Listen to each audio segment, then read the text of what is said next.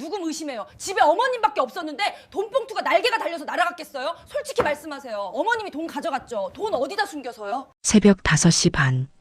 알람이 울리기도 전에 눈이 떠지는 건 평생의 습관 같은 거였어요.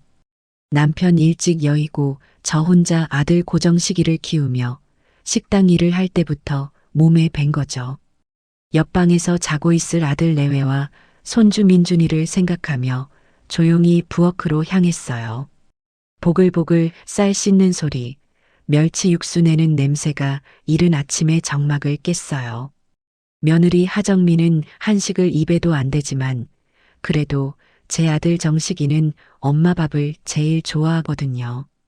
뜨끈한 된장찌개에 어젯밤 미리 재워둔 불고기, 노릇하게 구운 생선까지.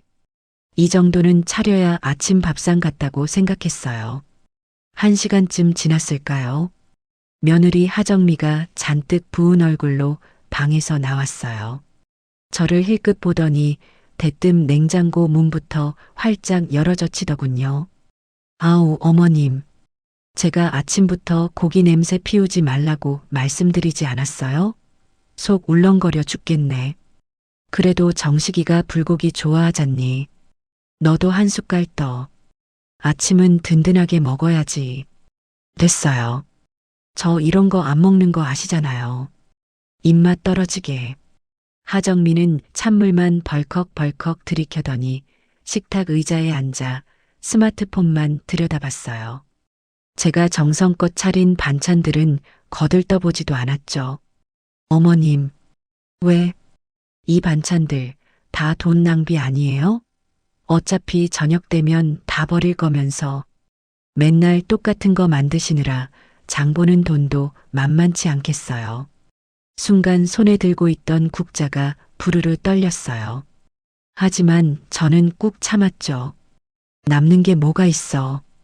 너희가 잘 먹으면 그만이지. 잘 먹긴 누가 잘 먹어요. 정식 씨나 좋아하지. 어머님, 차라리 그 돈으로 저 영양제나 사주세요. 어머님 밥 먹고 기운이 나는 게 아니라 매일 피곤해 죽겠어요.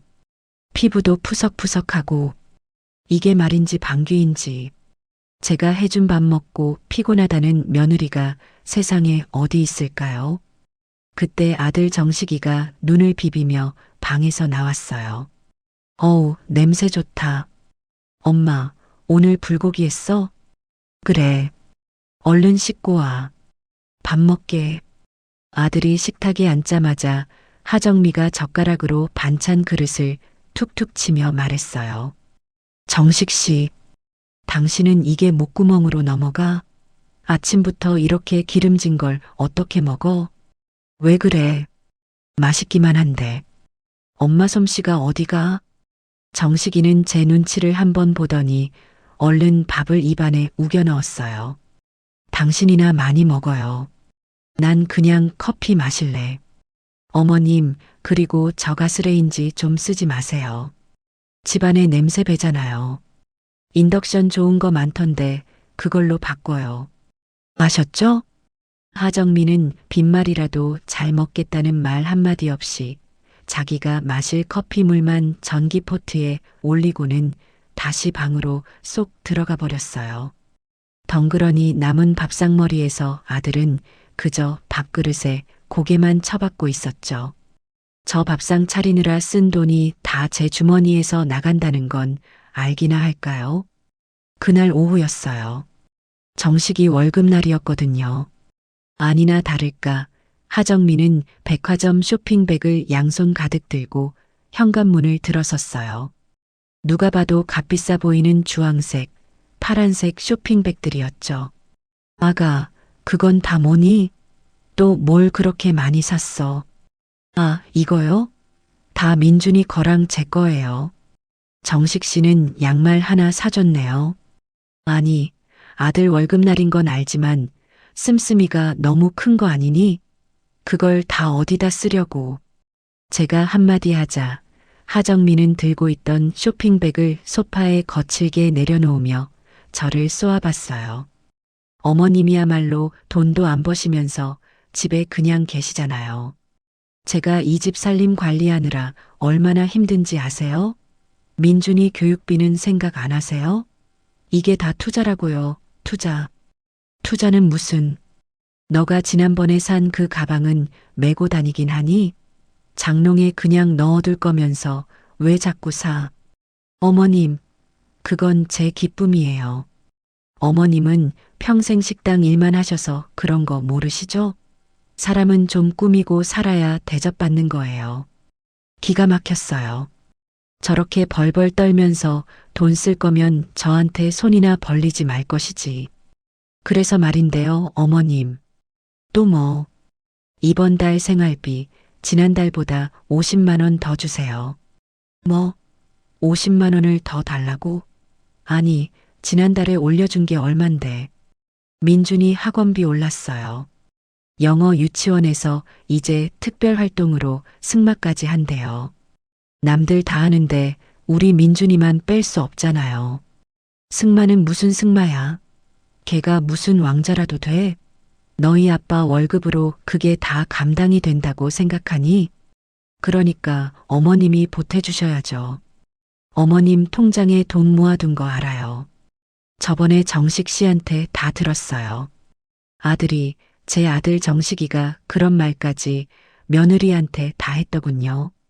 남편 죽고 식당 허리 부러져라 이래서 모은 돈이었어요. 이 아파트 살 때 대출금 갚고 남은 제 마지막 남은 노후 자금이었죠. 그걸 알고 며느리가 저렇게 당당하게 요구하는 거였어요. 그 돈은 내 돈이야. 너희 주려고 모은 돈 아니야. 와, 진짜 치사하시다. 어차피 그 돈 다 정식 씨한테 물려주실 거면서 아들한테 쓰는 게 그렇게 아까우세요? 그럼 민준이 승마 당장 그만두게 할게요.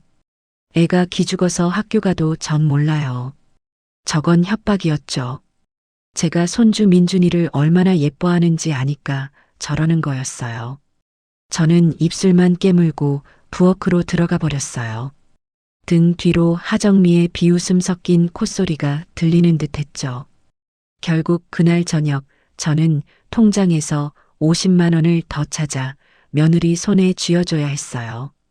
그리고 며칠 뒤 사건이 터지기 직전이었죠. 그날따라 아들 정식이는 회사 일로 늦는다고 했어요.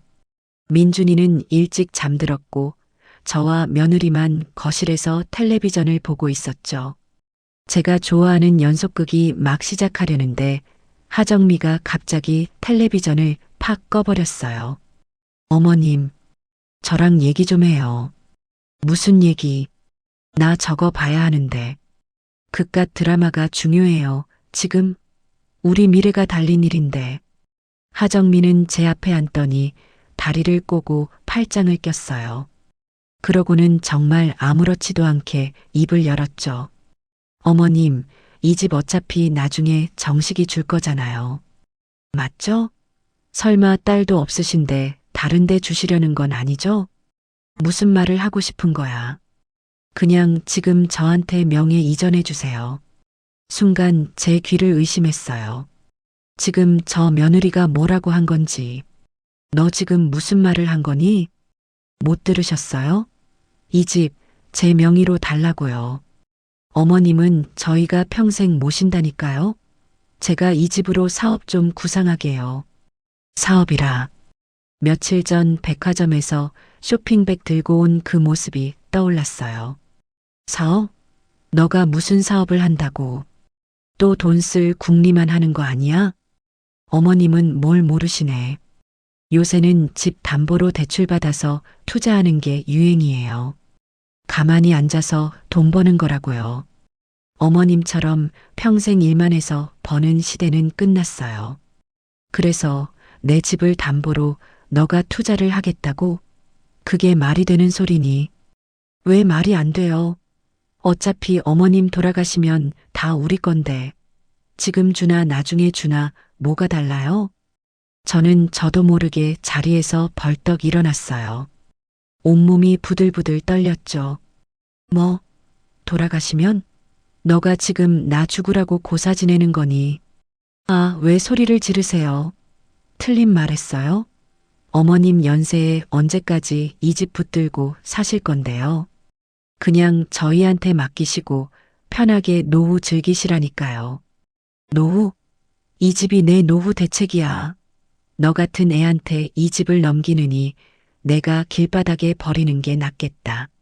당장 그 말 취소하지 못해. 제 고함 소리에 며느리 하정미의 표정이 싸늘하게 굳어버렸어요. 그 예쁘장하던 얼굴이 어쩌면 저렇게 악독하게 변할 수 있는지. 싫으면 마세요. 저도 더는 어머님 모시고 살기 싫으니까 정식 씨한테 우리 분가하자고 할 거예요. 대신 민준이는 못 보실 줄 아세요. 너가 지금 나를 협박하는 거야. 협박이 아니라 통보예요. 잘 생각해 보세요.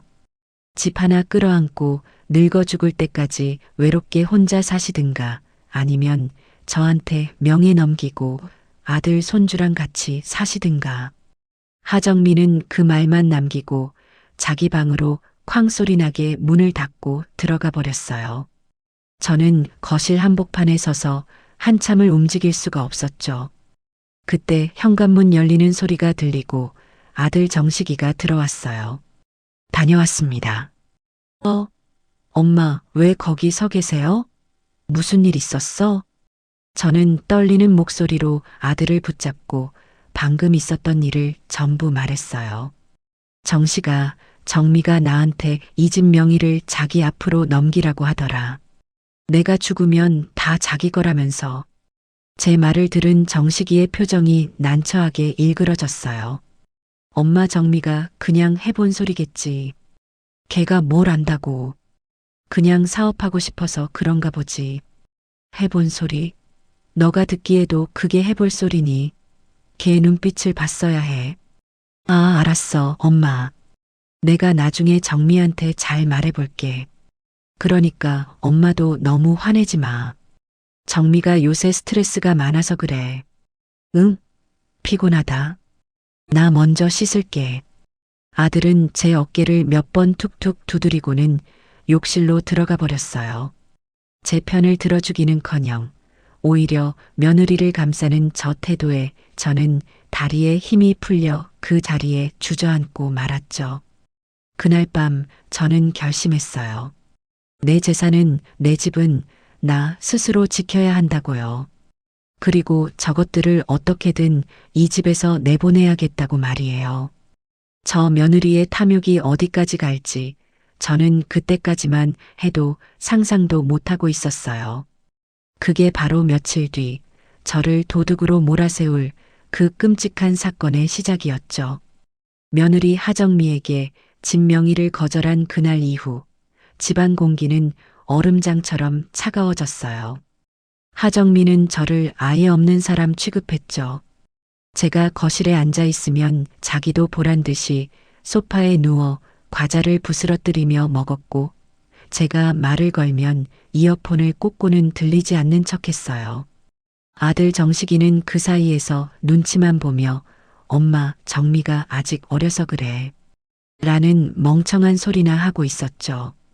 그러던 며칠 뒤 손주 민준이의 7번째 생일이 다가왔어요. 그날 아침은 웬일로 하정미가 부산을 떨더군요. 물론 저를 위해서가 아니라 오늘 저녁에 친척들이 오기로 되어 있었거든요. 어머님, 오늘 저녁에 제 친정 식구들이랑 아주버님네 식구들 올 거예요. 아시죠? 알지. 그래서 아침부터 잡채 재료 다듬고 있었잖니. 아우, 그런 거 하지 마세요. 촌스럽게. 제가 그냥 백화점 식품관에서 밀키트랑 샐러드 사올 거예요. 어머님은 그냥 가만히 계시는 게 도와주시는 거예요. 괜히 주방 어지르지 마세요. 제 손에 들려있던 당근이 바닥으로 떨어졌어요. 평생을 음식 장사로 자식 먹여 살린 저한테 촌스럽다니요. 하지만 저는 꾹 참았어요. 오늘 같은 날 싸워봤자 저만 손해니까요. 저녁이 되고 사람들이 하나둘 모여들었어요. 하정미는 언제 그랬냐는 듯이 세상에서 제일 상냥한 며느리, 제일 다정한 엄마인 척 연기를 하더군요. 어머님, 이것 좀 드셔보세요. 제가 백화점에서 제일 좋은 걸로 사왔어요. 아주버님, 어서 오세요. 정식 씨가 아주버님 오신다고 얼마나 기다렸는지 몰라요. 그 꼴이 하도 역겨워서 저는 속으로 헛웃음만 쳤죠. 친척들은 민준이에게 우리 민준이 많이 컸네. 생일 축하한다. 하면서 준비한 용돈 봉투를 건넸어요. 형수님, 이거 민준이 장난감 사주세요. 정미야, 이건 민준이 통장에 넣어줘라. 봉투가 꽤 두둑했어요. 어림잡아도 100만 원은 좋게 넘어 보였죠. 하정미는 그 돈 봉투들을 하나로 모아 빳빳한 흰 봉투에 전부 넣었어요. 그러고는 모두가 보는 앞에서 그 봉투를 식탁 한가운데에 떡하니 올려놨죠.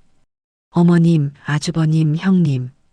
이 돈은 우리 민준이 대학 등록금으로 제가 잘 모아두겠습니다. 호호. 그렇게 화기애애한 척 생일 파티가 끝났어요.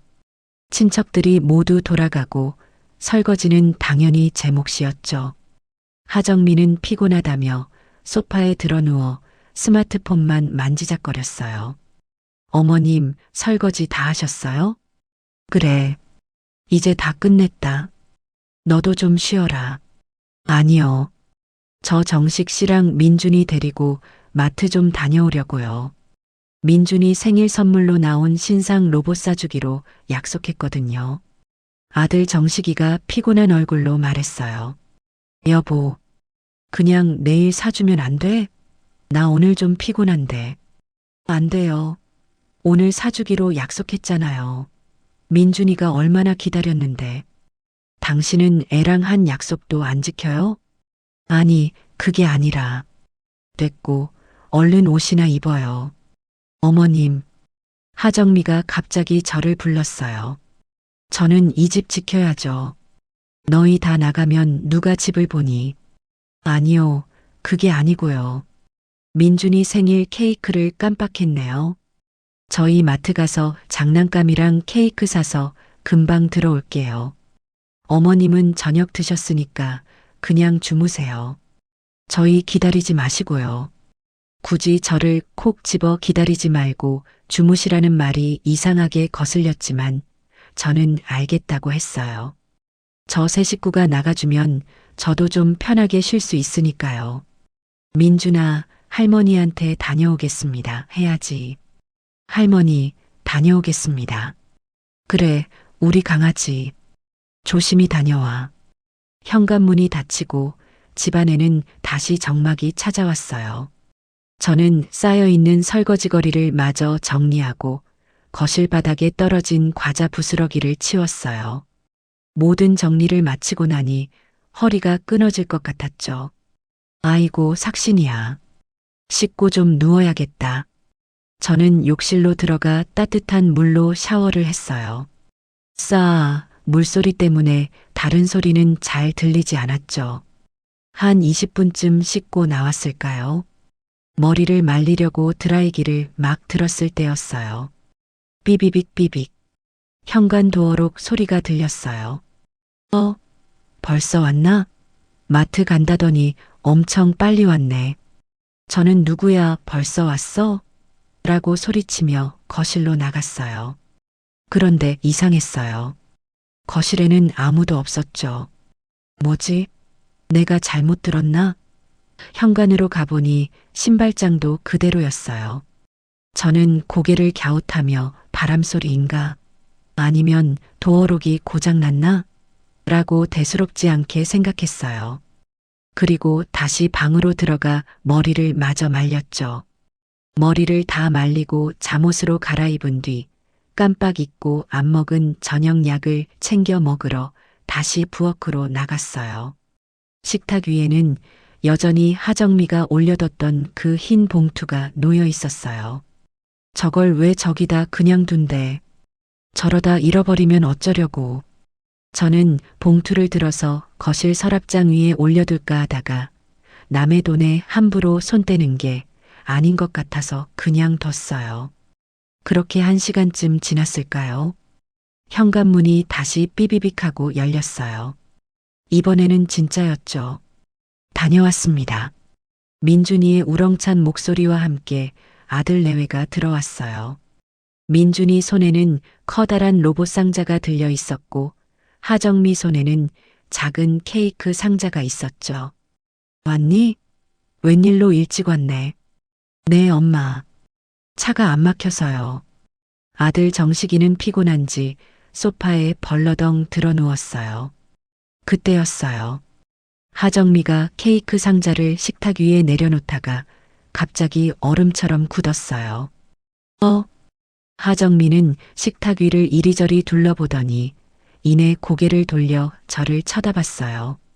그 눈빛이 정말 이상했죠. 어머님, 왜? 여기 식탁 위에 있던 흰 봉투 못 봤어요? 흰 봉투? 아, 아까 민준이 용돈 받은 거? 네. 그거 어디 갔어요? 어머님이 어디다 치우셨어요? 난 안 만졌는데. 아까 거기 그대로 있던데. 제 말이 끝나자마자 하정미가 갑자기 돌고래 같은 비명을 질렀어요. 없어졌어요. 없어졌다고요. 어머님, 돈 봉투 어디 갔어요? 저도 깜짝 놀라서 식탁으로 달려갔어요. 정말이었어요.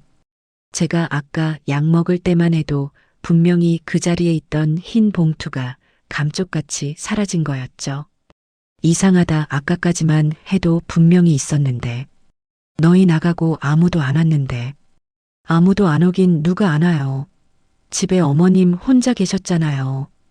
하정미가 저를 노려보며 소리쳤어요. 그 눈빛은 단순한 의심이 아니었어요. 확신이었죠. 너 지금 무슨 말을 하는 거야? 설마 나를 의심하는 거니? 그럼 누굴 의심해요?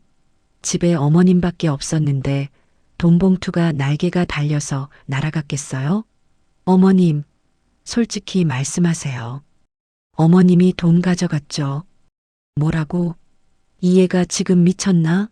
내가 그 돈을 왜 가져가? 왜 가져가긴요? 돈 필요하시잖아요.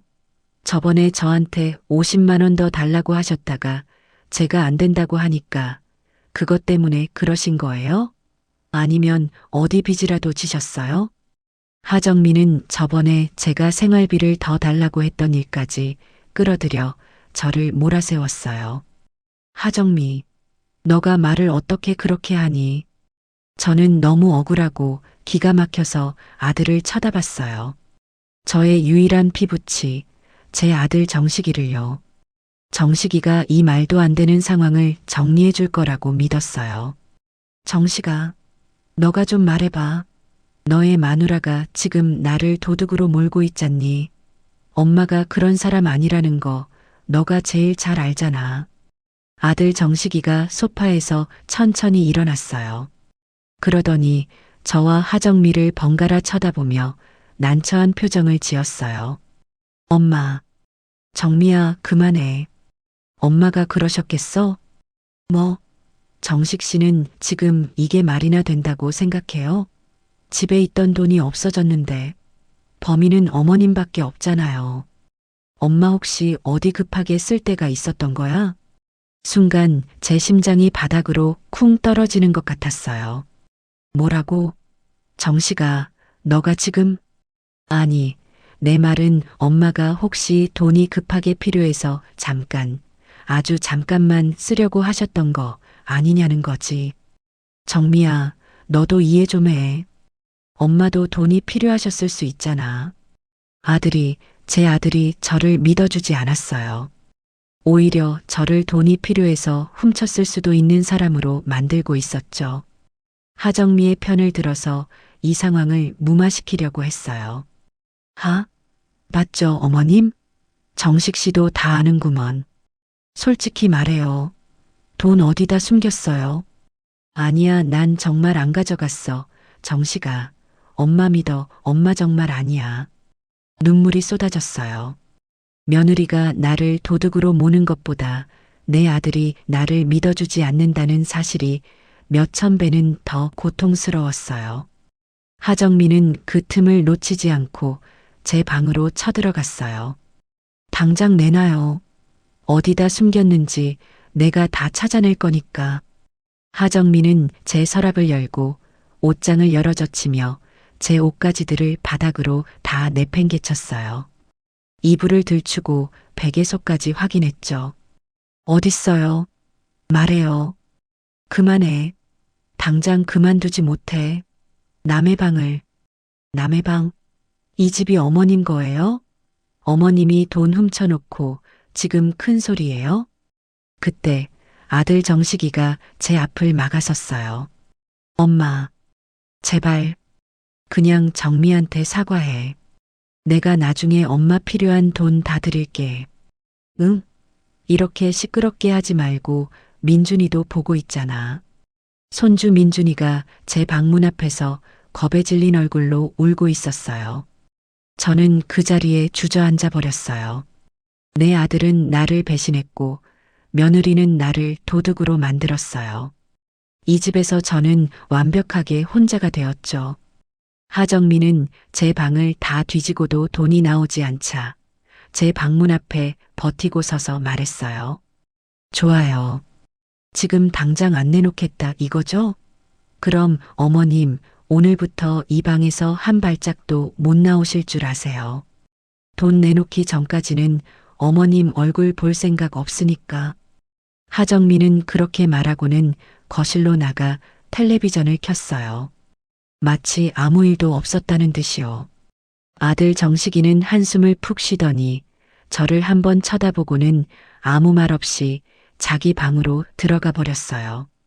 저는 엉망이 된 방바닥에 홀로 남아 소리도 내지 못하고 울었어요. 억울함과 배신감에 온몸이 갈기갈기 찢기는 것 같았죠. 그날 밤 저는 제 방에 갇혔어요. 하정민은 제 방문 바로 앞 거실 소파에서 잠을 잤어요. 제가 화장실이라도 가려고 문을 열면 돈 찾으셨어요? 돈 안 내놓을 거면 들어가지도 마세요. 라며 저를 막아섰죠. 아들 정식이는 아예 방에서 나오지도 않았어요. 이 모든 상황을 외면하고 싶다는 듯이요. 저는 뜬 눈으로 밤을 새웠어요. 엉망이 된 방바닥에 주저앉아 내가 왜 이런 취급을 당해야 하는지 몇 번이고 되뇌었어요. 남편 죽고 악착같이 일했어요. 식당 주방에서 뜨거운 불 앞에 서서 화상 입어가며 돈 벌었고 그렇게 번 돈으로 정식이 남들 부럽지 않게 대학까지 다 가르쳤죠. 결혼할 때도 이 집, 제 전 재산을 털어서 아들 내외 편하게 살라고 같이 들어온 거였어요. 그런데 돌아온 게 고작 이거였죠. 며느리에게는 돈 안 버는 늙은이 취급을 당하고 아들에게는 며느리보다 못한 존재가 되었어요. 정식아, 너가 어떻게 나한테 이럴 수 있어? 너가 어떻게 배신감에 치가 떨렸어요? 며느리 하정미에 대한 분노보다 아들 고정식에 대한 원망이 더 컸죠. 차라리 모르는 사람이었으면 이렇게까지 억울하지는 않았을 거예요. 새벽이 밝아오고 있었어요. 저는 퉁퉁 부은 눈으로 창밖만 바라봤죠. 이대로 당할 수는 없어. 내가 훔치지 않았다는 걸 증명해야 해. 어떻게든 증명해야 해. 하지만 방법이 없었어요. 집에 있던 사람은 저 하나뿐이었고 돈은 사라졌죠. 며느리가 꾸민 짓이라고는 꿈에도 생각 못했어요. 그저 내가 잠시 조는 사이에 누가 들어왔다 나갔나 하는 비현실적인 생각만 할 뿐이었죠. 그때였어요. 제 머릿속을 무언가가 번개처럼 스치고 지나갔어요. CCTV. 맞아요. CCTV였어요. 한 달 전쯤이었죠. 제가 베란다에 뒀던 남편이 생전에 유일하게 사준 낡은 괴종시계가 있었어요. 그걸 며느리 하정미가 저한테 말 한마디 없이 집안 분위기 망친다라며 고물상에 팔아버린 일이 있었죠. 그때 제가 일주일 내내 울면서 며느리한테 따졌지만 며느리는 그깟 고물이 뭐가 중요하냐라며 오히려 저한테 유난 떤다고 화를 냈어요. 그 일 이후로 저는 며느리가 무서워졌어요. 내가 아끼는 물건들, 심지어는 나 자신까지 저 며느리가 언젠가 내다버릴지도 모른다는 공포가 생겼죠. 그래서 아들 내외 몰래 거실 천장 구석, 에어컨 옆에 작은 가정용 CCTV를 설치했어요. 손주 민준이가 혼자 있을 때 안전한지 보겠다는 핑계였지만 사실은 하정미를 감시하기 위한 목적이었죠. 저는 가슴이 미친 듯이 뛰는 걸 느끼며 떨리는 손으로 스마트폰을 집어들었어요. 제발 녹화가 되어 있어야 해. 스마트폰 배경화면에 숨겨져 있던 CCTV 앱을 실행했어요. 다행히 와이파이는 연결되어 있었죠. 거실 카메라가 실시간으로 보였어요. 소파에서 하정미가 대자로 뻗어 자고 있는 모습이 보였죠. 저는 떨리는 손가락으로 녹화 영상 보기를 눌렀어요. 어제 저녁 아들 내외가 마트에 간 시간. 저녁 8시경이었죠. 그리고 제가 샤워를 하러 들어간 시간. 8시 20분. 모든 것이 순조롭게 녹화되고 있었어요. 그리고 8시 25분. 제가 욕실에 있을 때였죠. 삐비빅 삐빅. 현관문이 열리는 소리가 녹음되었어요. 역시 내가 잘못 들은 게 아니었어. 화면 속으로 들어온 사람은 며느리 하정미였어요. 지갑을 깜빡했다라며 혼자 돌아왔던 거였죠. 저는 그때 샤워 중이라 그 소리를 못 들었거나 들었어도 물소리에 묻혀 대수롭지 않게 여겼던 거였어요. 화면 속의 하정미는 거실로 들어오더니 욕실 문 쪽을 한번 힐끗 쳐다봤어요. 싸아 하는 물소리가 들리는지 고개를 끄덕였죠. 그리고는 망설임 없이 식탁으로 걸어갔어요. 사방을 한 번 더 휙 둘러보고는 식탁 위에 있던 그 흰 봉투를 집어들었어요. 그리곤 그걸 자기 핸드백 깊숙이 쑤셔 넣었어요. 저는 제 눈을 의심했어요. 이게 무슨... 하정미는 돈 봉투를 넣은 핸드백을 들고 망설였어요. 그러더니 다시 핸드백에서 봉투를 꺼내 식탁 위에 올려놨어요. 아니, 다시 두네. 그럼 뭐지? 그때였어요. 하정미가 다시 봉투를 집어들었어요. 그리고는 그걸 들고 자기 방으로 들어갔어요. 잠시 후 빈손으로 다시 나온 하정미는 식탁으로 돌아와서 마치 봉투가 없어진 것처럼 두리번거리는 연기를 혼자서 몇 번이나 연습했어요. 어머님, 돈 봉투. 이런 대사까지 혼자 중얼거리면서요. 그러고는 만족스러운 미소를 지으며 현관문으로 조용히 다시 나갔어요. 저는 스마트폰을 든 채로 그 자리에 얼어붙었어요. 온몸에서 피가 빠져나가는 느낌이었죠. 며느리가 자작극을 벌인 거였어요. 자기가 돈을 숨겨놓고 저를 도둑으로 몰아세운 거였죠. 왜? 이유는 하나밖에 없었어요. 진명이. 며칠 전 제가 진명의 이전을 거절하자 저를 이 집에서 내쫓기 위해 이런 끔찍한 짓을 꾸민 거였어요. 저를 도둑으로 만들어서 아들 정식이가 제게서 등을 돌리게 만들려고요. 순간 억울함과 슬픔이 아니라 피가 거꾸로 솟는 듯한 분노가 치밀어 올랐어요. 이런 악마 같은 년. 눈물이 쏙 들어갔어요. 대신 심장이 차갑게 식어버렸죠. 그래, 너가 이렇게 나온다 이거지. 저는 당장이라도 저 영상을 들고 거실로 뛰쳐나가 며느리와 아들의 면전에 집어 던지고 싶었어요. 하지만 저는 참았어요. 지금 이걸 터뜨리면 저 며느리는 또 무슨 짓을 할지 몰랐어요. 어머님이 조작한 거다. 어머님이 저를 모함하는 거다라며 되레 큰 소리를 칠 게 뻔했죠. 아들 정식이는 또 그 말에 흔들릴 거고요. 증거가, 확실한 증거가 필요해. 스마트폰 앱에 있는 영상은 언제든 삭제될 수 있었어요. 저는 이 영상을 하드카피로 실물로 가지고 있어야 했어요. 저는 숨을 죽이고 하정미가 깨기만을 기다렸어요. 아니, 하정미가 집을 비우기만을 기다렸죠. 아침 8시가 되자 하정미가 일어났어요. 저를 감시하느라 소파에서 자서 그런지 찌뿌둥한 얼굴로 제 방문을 힐끗 보더군요. 어머님, 아직도 돈 안 내놓으셨어요? 쯧쯧. 그러게 왜 그런 짓을 하셔가지고. 그러고는 아들 정식이와 손주 민준이를 깨워 아침을 차렸어요. 물론 제 밥은 없었죠. 오전 9시 하정미가 민준이를 유치원에 데려다 준다며 집을 나갔어요. 아들 정식이는 어제 저녁부터 회사에 급한 일이 생겼다며 아직 귀가하지 않았죠. 지금이었어요. 저는 방에서 뛰쳐나와 거실에 있는 컴퓨터를 켰어요. 손이 덜덜 떨려서 암호가 자꾸 틀렸죠. 진정해.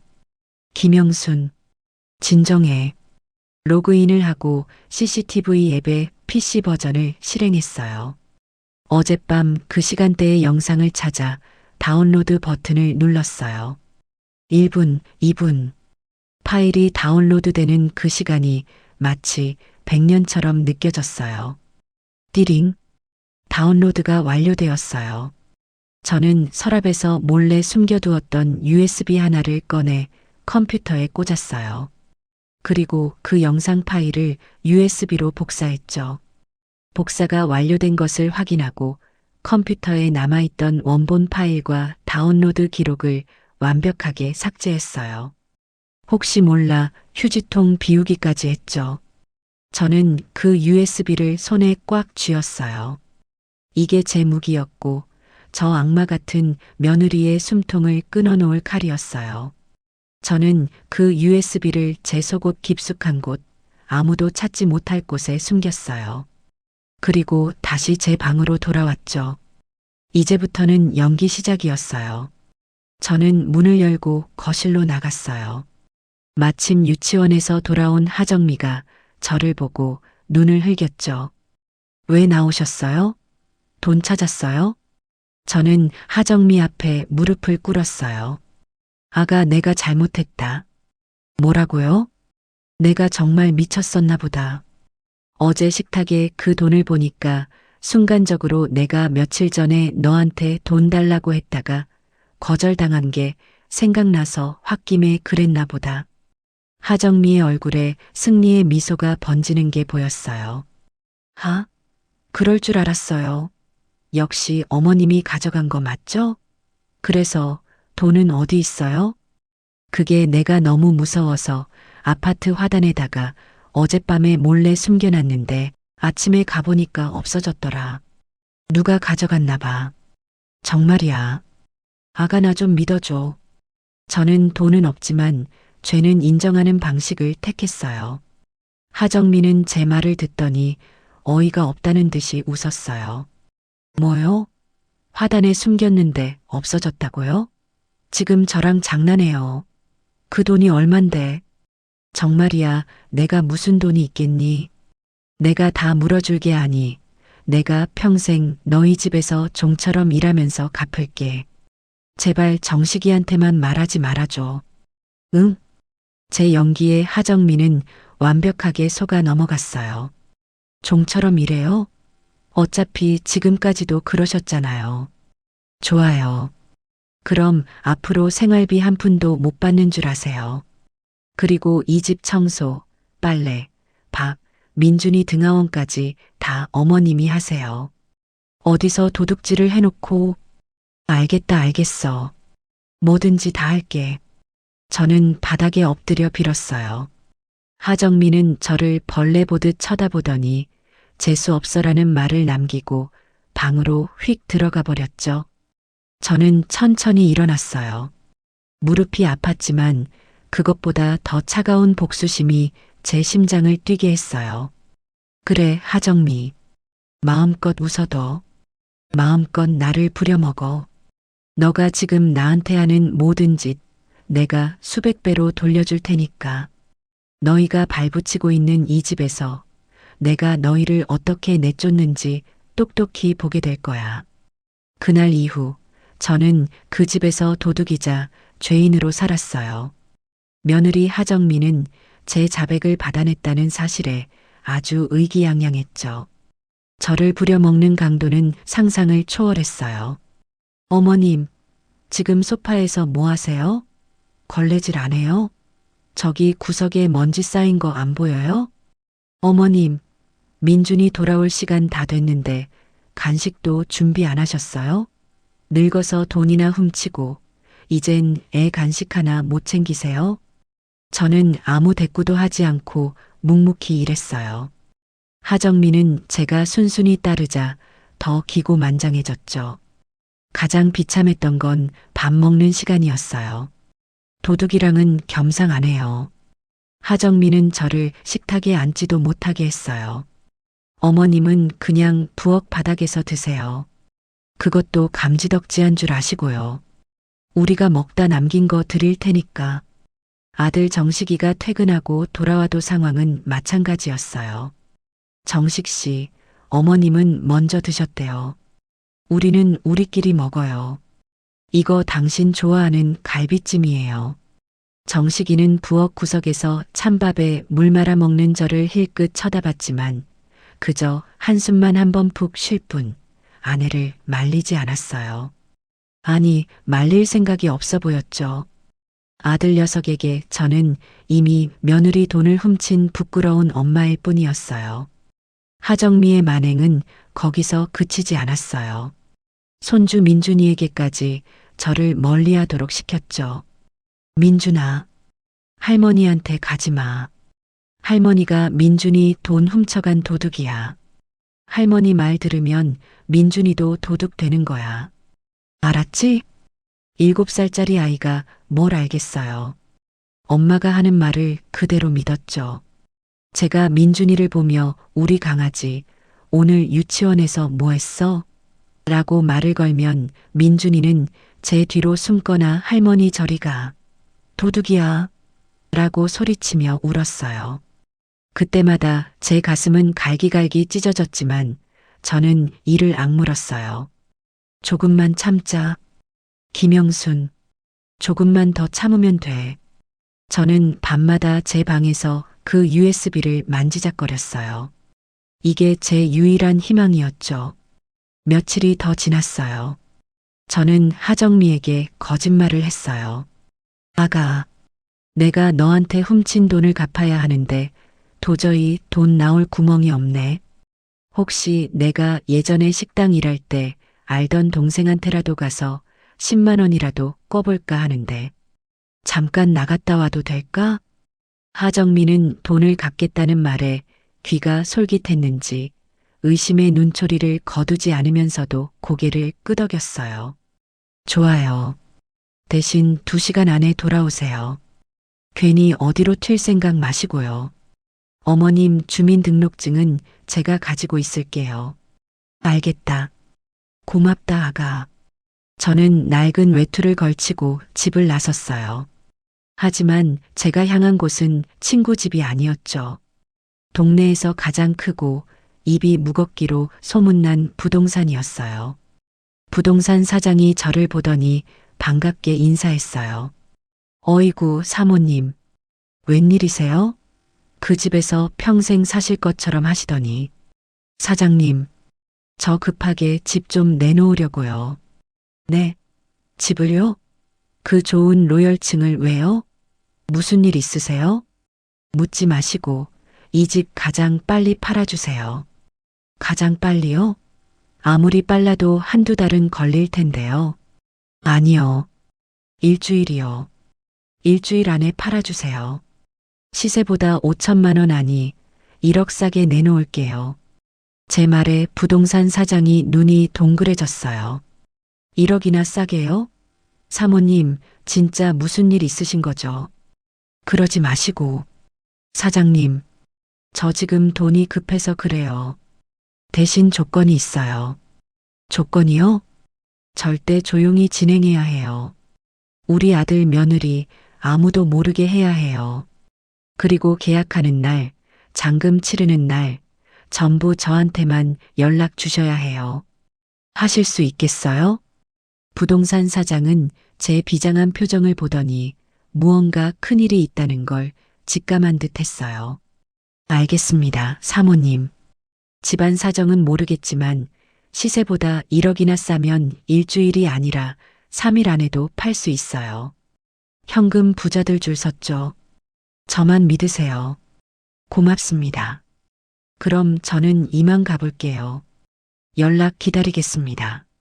저는 부동산을 나와 약속한 2시간을 채우기 위해 공원 벤치에 앉아 있었어요. 이제 주사위는 던져졌어. 집에 돌아가면 또 어떤 모욕이 저를 기다리고 있을까요? 하지만 이젠 두렵지 않았어요. 끝이 보였으니까요. 집에 돌아오자마자 하정미가 저를 닥달했어요. 돈은요? 돈 구해오셨어요? 10만 원이라도 가져왔어요? 아니, 그 동생이 지금은 돈이 없다고 하네. 미안하다. 내가 내일은 다른 데 알아볼게. A씨, 재수없게. 그럼 그렇지. 돈도 못 구하면서 나가긴 왜 나가요. 당장 가서 저녁이나 차려요. 그날 밤이었어요. 아들 정식이가 퇴근하고 돌아왔는데 표정이 아주 심각했어요. 하정미가 그새 또 무슨 말을 했는지 저를 보자마자 제 방으로 끌고 들어갔죠. 엄마, 왜 정식아? 엄마, 나 진짜 힘들어 죽겠어. 엄마가 그 돈 훔친 거 나도 알아. 정미가 다 말해줬어. 화단에 숨겼다가 잃어버렸다면서. 저는 아무 말도 하지 않았어요. 엄마, 도대체 왜 그랬어? 내가 돈 필요하면 말하라고 했잖아. 왜 그런 식으로? 엄마 때문에 내가 회사에서도 일이 손에 안 잡혀. 집에 오면 정미는 정미대로 날리고. 나 정말 이혼이라도 하고 싶어. 그래서 나보고 어쩌라고. 엄마, 정식이가 제 손을 잡았어요. 그냥 정미한테 정식으로 사과 한 번만 제대로 하면 안 될까? 사과? 응. 엄마가 잘못했다고, 다시는 안 그러겠다고. 무릎 꿇고 빌어. 그럼 정미도 마음 좀 풀릴 거야. 내가 옆에서 거들게. 응? 우리 그냥 이렇게 시끄럽게 살지 말자. 나 중간에서 너무 힘들어, 엄마. 저는 제 손을 잡은 아들의 손을 쳐다봤어요. 어릴 적 그토록 곱고 작았던 아들의 손이 지금은 저를 지옥으로 밀어넣고 있었죠. 그래, 너는 끝까지 내 아들이 아니었구나. 저는 아들에 대한 마지막 미련, 마지막 정까지 그 순간 깨끗하게 잘라냈어요. 저는 아들을 보며 희미하게 웃었어요. 알겠다. 정식아. 정말 엄마? 그래. 너가 그렇게 힘들다는데 엄마가 해줘야지. 내가 이 일 곧 끝낼게. 너희 힘들지 않게 내가 다 끝낼게. 아들 정식이는 제 말을 사과하겠다는 뜻으로 알아들었는지 그제야 환하게 웃었어요. 고마워, 엄마. 역시 우리 엄마야. 내가 정미한테도 잘 말해둘게. 아들은 룰루랄라 방을 나갔어요. 저는 그 뒷모습을 보며 속으로 말했죠. 그래. 내가 끝내줄게. 너희가 이 집에서 누리는 이 가짜는 행복. 내가 아주 뿌리째 뽑아서 끝내줄게. 그리고 바로 다음 날 아침이었어요. 하정미와 정식이가 민준이를 유치원에 데려다 주러 나간 사이 제 휴대전화가 조용히 울렸어요. 부동산 사장이었죠. 사모님, 계약하겠다는 사람 나타났습니다. 현금으로 바로 사시겠대요. 그리고 조건이 있는데 당장 오늘 잔금 치르고 내일 바로 이사 들어오고 싶으시답니다. 가능하시겠어요? 저는 창밖을 내다봤어요. 아들 내외와 손주가 유치원 차를 기다리며 웃고 있는 모습이 보였죠. 저는 아주 차갑고 조용한 목소리로 대답했어요. 네, 그렇게 하세요. 오늘 잔금 치르겠습니다. 내일 당장 이사 들어와도 좋다고 하세요. 모든 것이 드디어 끝날 시간이 다가오고 있었어요. 아들 정식이에게 사과하겠다는 약속을 한 다음 날부터였어요. 며느리 하정미의 기세는 그야말로 하늘을 찔렀죠. 자기가 완벽하게 이겼다고 생각하는 것 같았어요. 저는 그저 묵묵히 저들의 마지막 식사와 마지막 빨래를 해주며 때를 기다렸어요. 그날 점심때쯤이었어요. 제가 걸레를 빨아 거실 바닥을 닦고 있는데 하정미가 소파에 누워 낄낄대며 텔레비전을 보고 있었죠. 어머님, 바닥에 물기 남기지 말고 닦으세요. 냄새나니까. 그리고 저녁엔 뭐 할 거예요? 저 갈비찜 먹고 싶은데 재료 사다 놨어요? 아니, 아직이요? 제가 어제 말했잖아요. 늙어서 기억력도 없으신가. 하긴, 남의 돈 훔칠 기억은 있으시면서. 당장 나가서 고기 사오세요. 제일 좋은 걸로요. 저는 대꾸 없이 일어나 현관으로 향했어요. 그 순간이었죠. 띵동. 초인종이 울렸어요. 하정미가 누구야? 짜증을 내며 인터폰을 받았어요. 네, 누구시라고요? 캐피탈이요? 그런 거 필요 없는데요. 그런데 화면 속의 남자가 무어라 말했는지 하정미의 얼굴이 새하얗게 질렸어요. 잘못 찾아오셨어요. 끊어요. 하정미가 황급히 인터폰을 끊었어요. 하지만 남자는 포기하지 않고 현관문을 쾅쾅 두드리기 시작했죠. 하정미 씨, 안에 있는 거 다 압니다. 문 여세요. 오늘까지 갚기로 한 돈 안 내놓으면 어떻게 되는지 아시죠? 어머님, 뭐해요? 저 사람 못 들어오게 해요. 빨리. 하정미가 저를 방패막이 삼아 제 등 뒤로 숨었어요.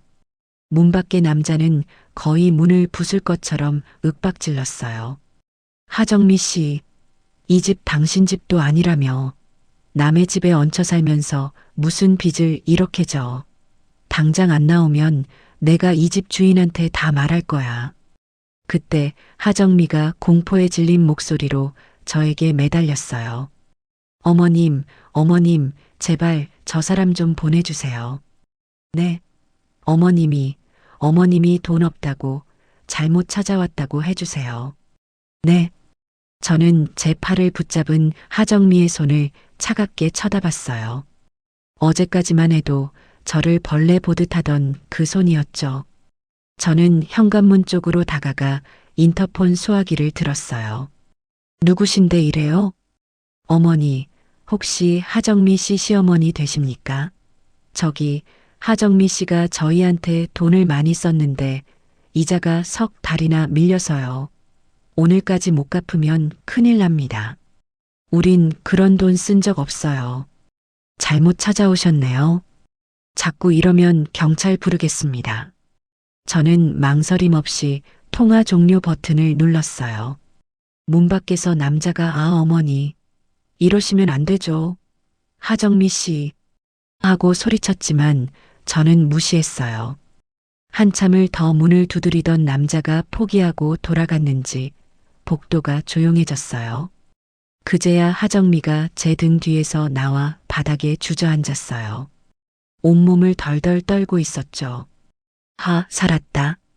저는 그런 며느리를 물끄러미 내려다봤어요. 너 빚졌니? 빚이라니요. 아니에요. 저거 그냥 스팸 전화 같은 거예요.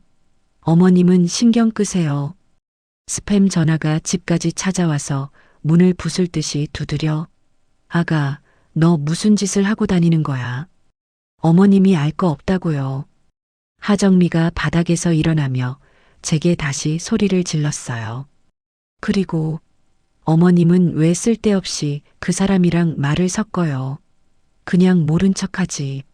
어머님 때문에 내가 얼마나 놀랐는지 알아요? 적반하장이었죠. 제가 쫓아내줬더니 오히려 저한테 화를 냈어요. 너 그 빚 때문에 이 집 명예 달라고 했던 거구나. 무슨 소리예요? 그리고 그 빚 갚을 돈이 없으니까 민준이 용돈 봉투 훔쳐서 나한테 뒤집어 씌운 거고.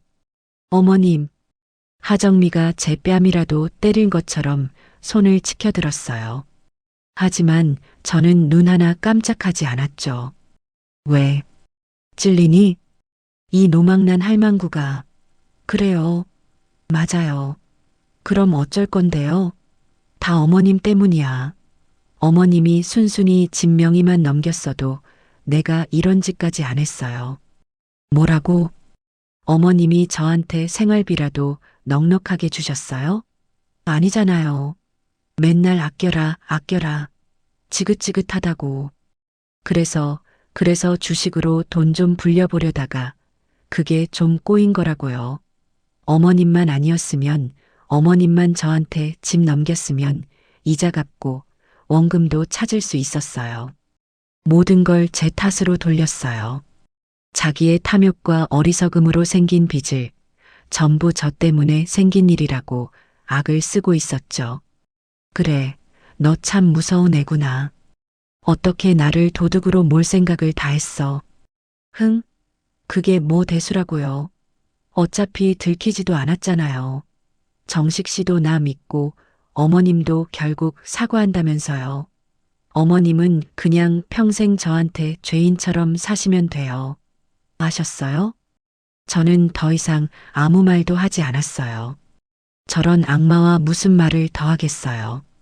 갈비 사러 가야지. 뭐예요? 너가 갈비찜 먹고 싶다고 했잖니. 사와야지. 너의 마지막 만찬이 될지도 모르는데. 뭐라는 거야, 진짜. 재수 없게. 빨리 사와요. 제일 비싸고 좋은 걸로.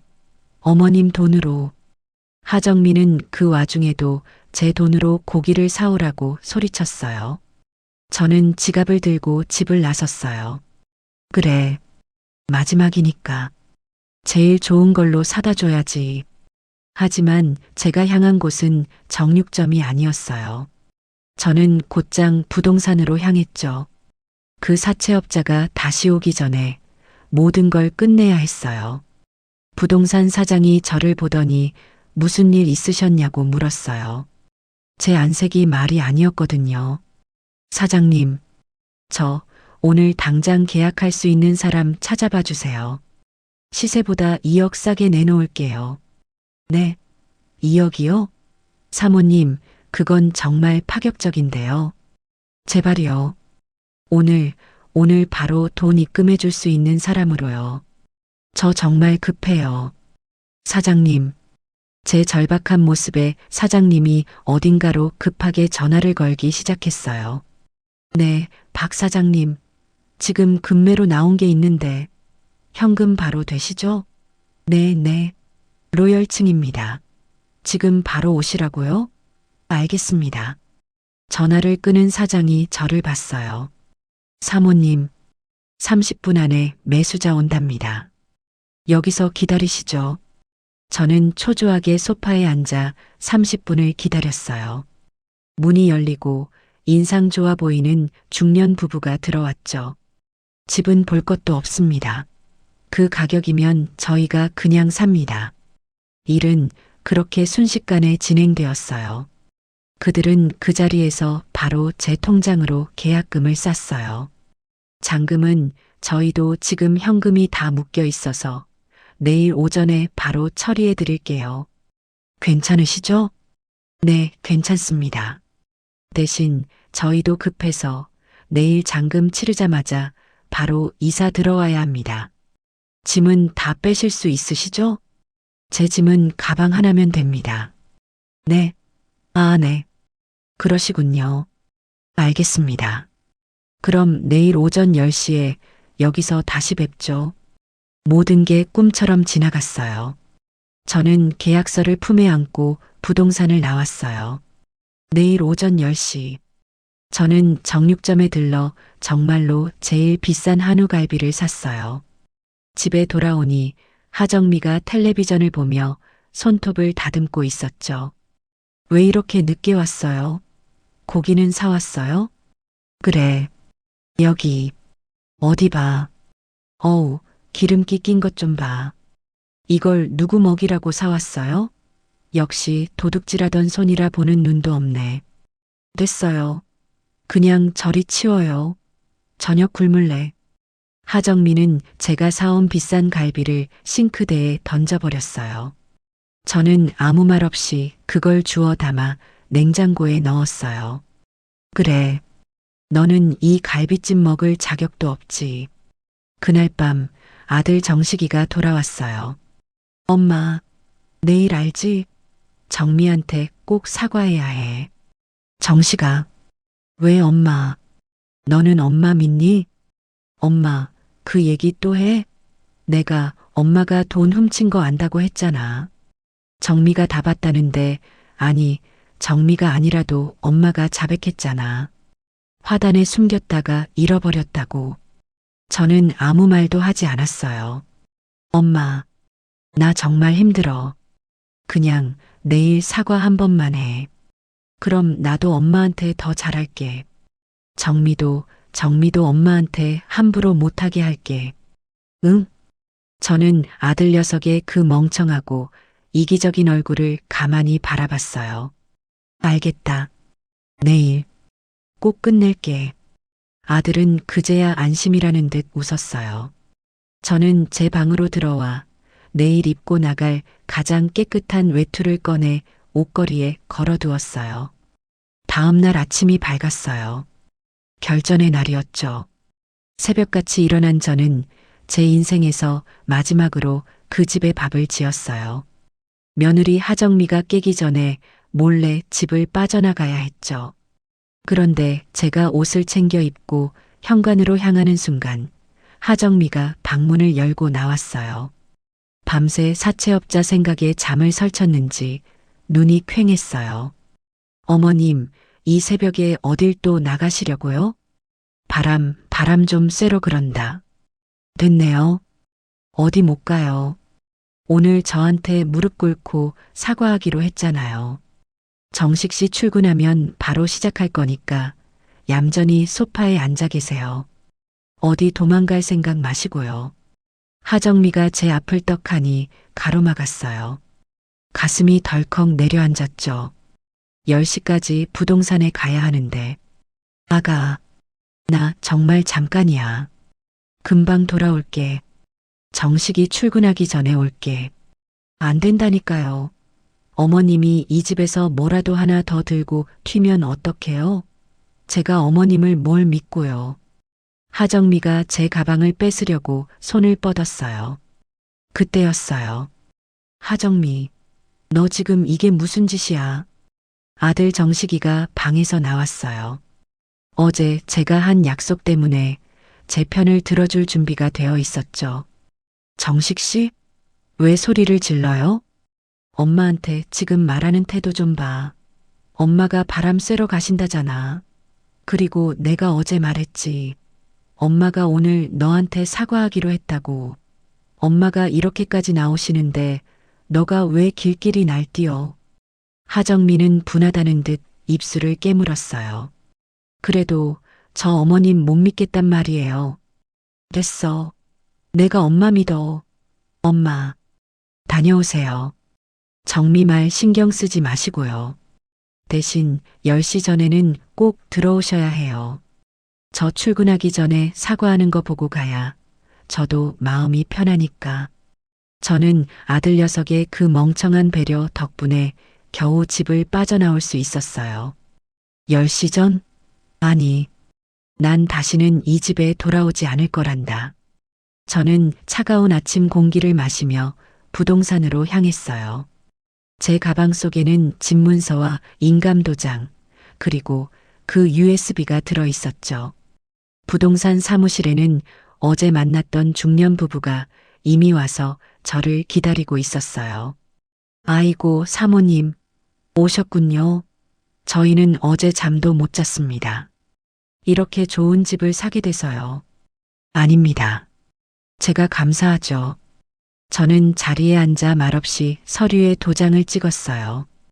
어제 계약금을 제외한 나머지 잔금 수억 원이 제 통장으로 바로 입금되는 것을 문자로 확인했죠. 제 평생 모은 돈보다 더 큰 금액이었지만 이상하게 아무 감흥이 없었어요. 그저 끝났다는 생각뿐이었죠. 사모님, 아니, 김영순 선생님, 정말 감사드립니다. 저희가 말씀드린 대로 오늘 1시부터 이사 들어가겠습니다. 짐은 정말 없으신 거죠? 네. 제 짐은 이미 다 챙겨 나왔습니다. 이 가방 하나가 전부예요.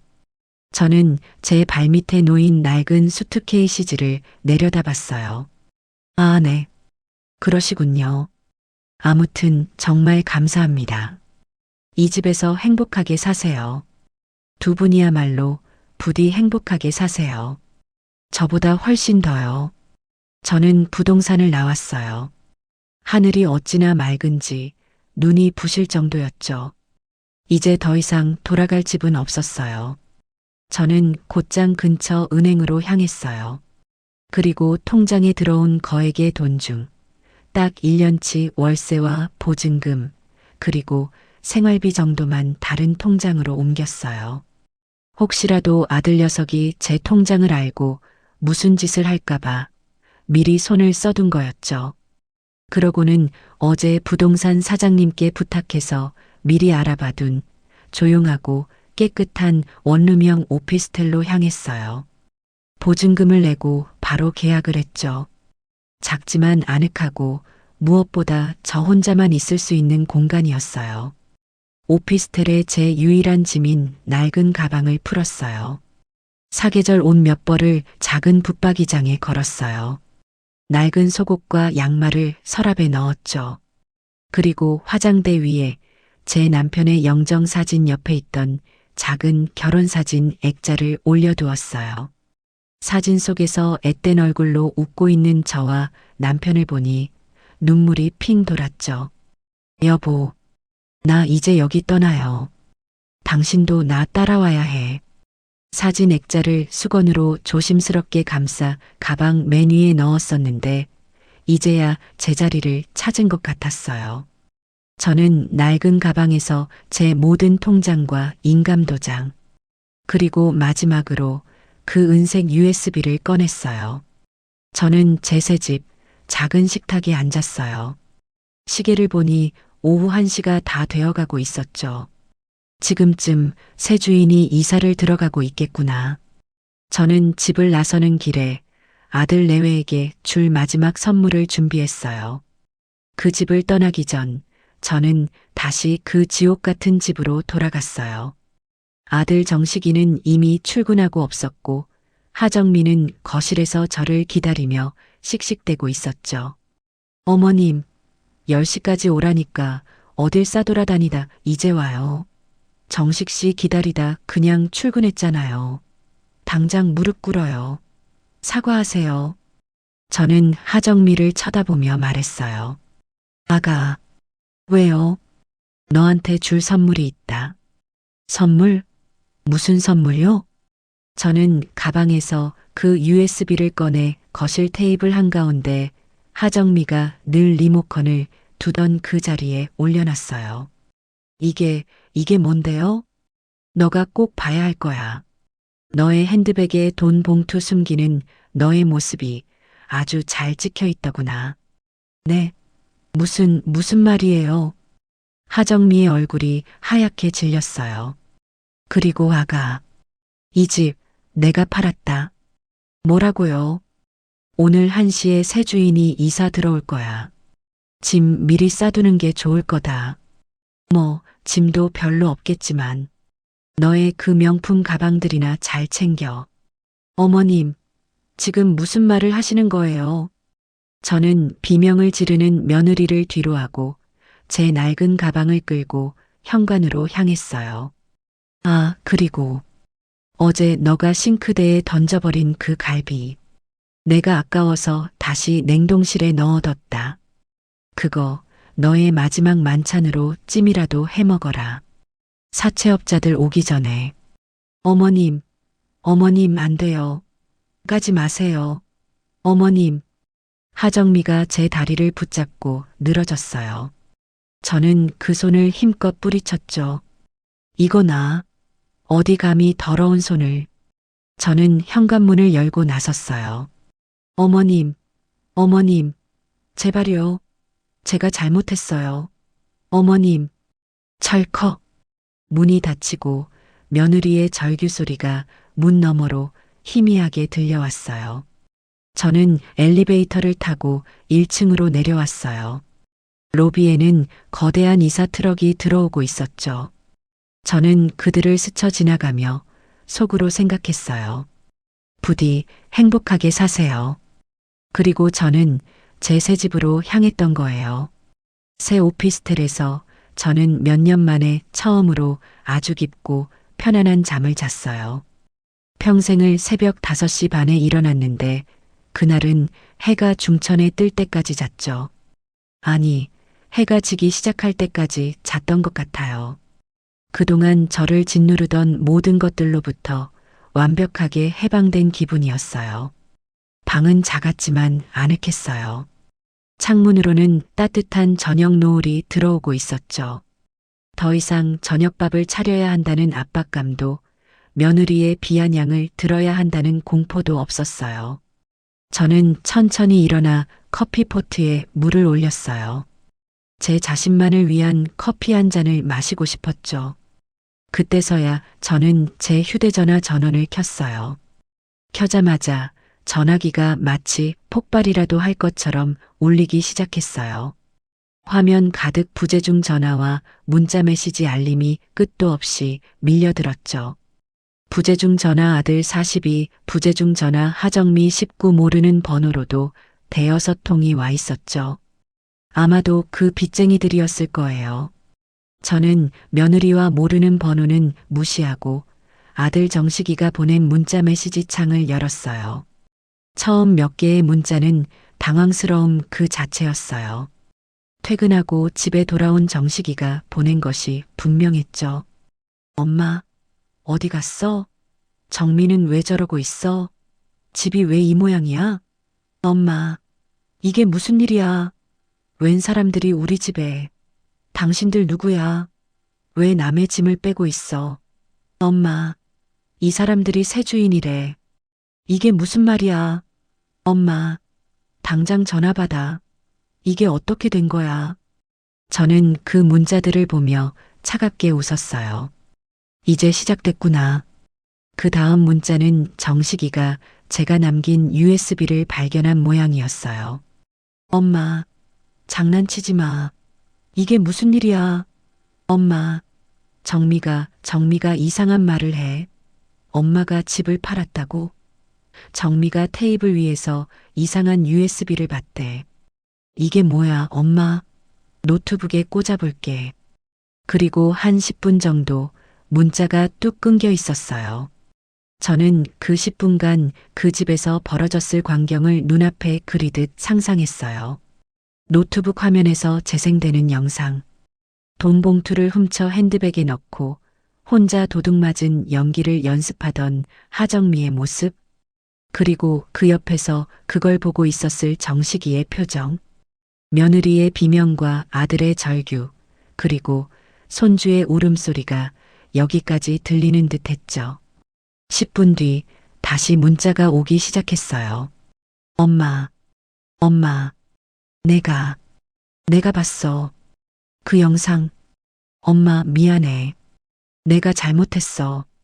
엄마, 제발. 이게 다 무슨 일인지 설명 좀 해줘. 응? 정미가. 전현이. 그 뒤로는 아주 가관이었죠. 엄마, 제발 전화 좀 받아. 엄마, 내가 다 잘못했어. 내가 죽일 놈이야. 엄마, 우리 지금 쫓겨났어. 짐도 다 못 챙겼어. 엄마, 우리 어디로 가? 민준이가 울고 있어. 엄마, 제발. 내가 정미랑 헤어질게. 제발. 애원에 가까운 문자들 뿐이었어요. 저는 메시지 창을 닫았어요. 배가 고팠죠.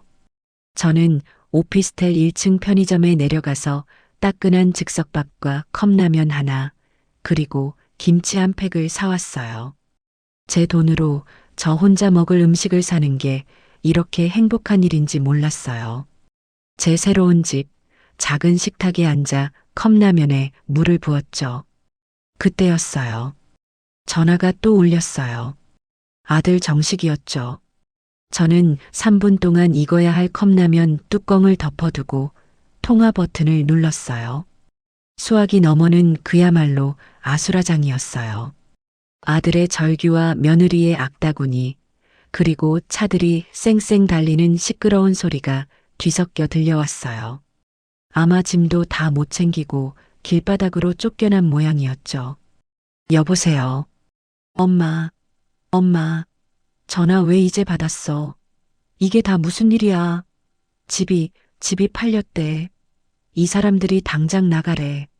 우리 지금 짐도 다 못 챙기고 쫓겨났어. 엄마, 이게 어떻게 된 거야? 아들 녀석이 울부짖더군요.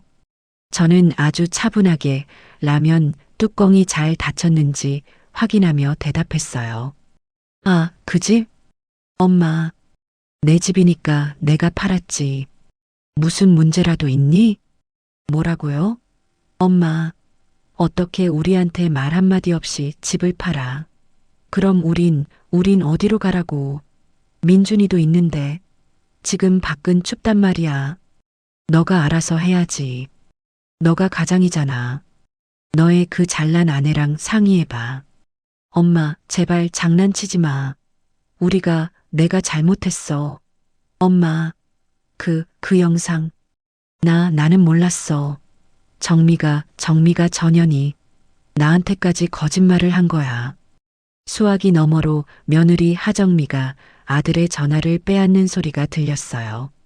어머님, 지금 저희 엿먹이시는 거예요. 어떻게 이래요? 네.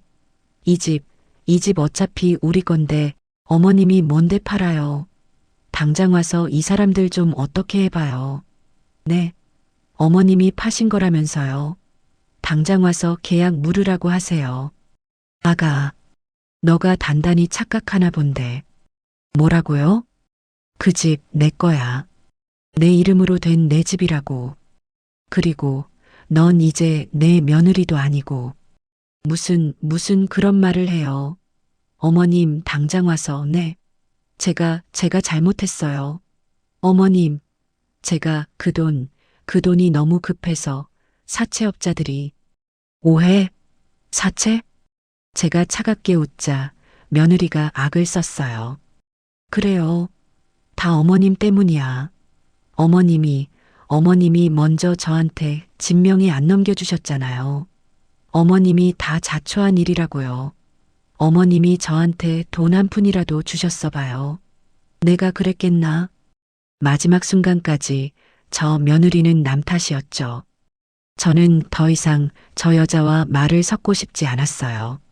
정식이 바꿔라. 어머님, 잘못했어요. 제가 무릎이라도 꿇을게요. 네, 제발. 저 사채업자들한테 쫓기고 있단 말이에요. 어머님, 돈 좀 주세요. 집 판 돈 있으시잖아요. 정식이 바꾸라고 했다. 잠시 후 다시 아들 정식이의 울음 섞인 목소리가 들려왔어요. 엄마, 내가 잘못했어. 내가 정미 말만 듣고 엄마, 내가 100번, 1000번 잘못했어. 제발 한 번만 용서해줘. 응? 내가 정미랑 당장 이혼할게. 이혼하고 민준이랑 둘이 엄마한테 갈게. 그러니까 제발 우리 좀 살려줘. 우리 길바닥에서 얼어 죽게 생겼어. 엄마. 정식아. 응. 엄마. 말만 해. 내가 다 할게. 라면 불겠다. 뭐라고요? 라면이 분다고. 너 때문에 밥을 못 먹겠네. 라면이 다 불어 터지겠다고. 엄마, 지금 농담할 때가 아니야. 우리 밥이 문제가 아니라 잘 곳이 없다고. 민준이가 울고 있단 말이야. 민준이? 저는 컵라면 뚜껑을 열었어요. 아주 알맞게 잘 익었더군요. 정식아, 넌 끝까지 너만 생각하는구나. 그리고 이제 와서 민준이를 팔아? 엄마, 그게 무슨 말이야.